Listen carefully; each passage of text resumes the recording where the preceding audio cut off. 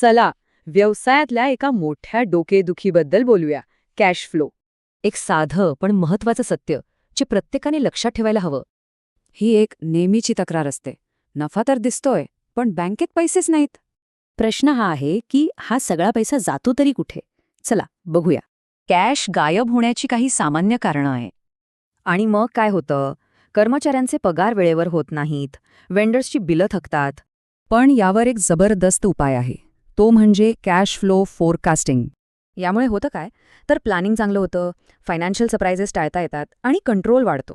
चला, तर मग कॅश फ्लो कंट्रोल करण्याची एक सोपी 6 स्टेप ॲक्शन प्लॅन बघूया. पहिली आणि दुसरी स्टेप अगदी सोपी आहे. कुठे पैसा येतोय आणि कुठे जातोय याचा हिशोब ठेवा. आता तिसरी स्टेप. दर आठवड्याला किंवा महिन्याला एक कॅश फ्लो स्टेटमेंट तयार करा. आता थोडं पुढे पाहूया. भविष्यात किती कलेक्शन होईल आणि किती खर्च येईल याचा अंदाज बांधा.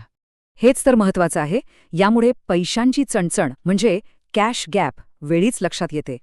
उदाहरणार्थ समजा आपल्याकडे 50,000 रुपये आहेत, पण आपल्याला 1,00,000 रुपये द्यायचे आहेत. इथे सरळ सरळ 50,000चा गॅप आहे आणि यावर लगेचच काहीतरी करायला हवं. मग हा गॅप भरण्यासाठी काय करता येईल?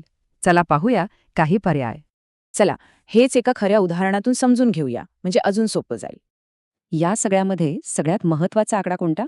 तर तो आहे क्लोजिंग कॅश 30,000 रुपये. आता बघा, सुरुवातीच्या कॅशपेक्षा हा आकडा कमी आहे. याचा अर्थ कॅश कमी होतोय. एक गोष्ट लक्षात ठेवा, कॅश मॅनेज केलात तरच तुमचा बिझनेस टिकेल. तर मग आजच्या आज आपला कॅश फ्लो सुधारण्यासाठी आपण कोणती एक गोष्ट करू शकतो?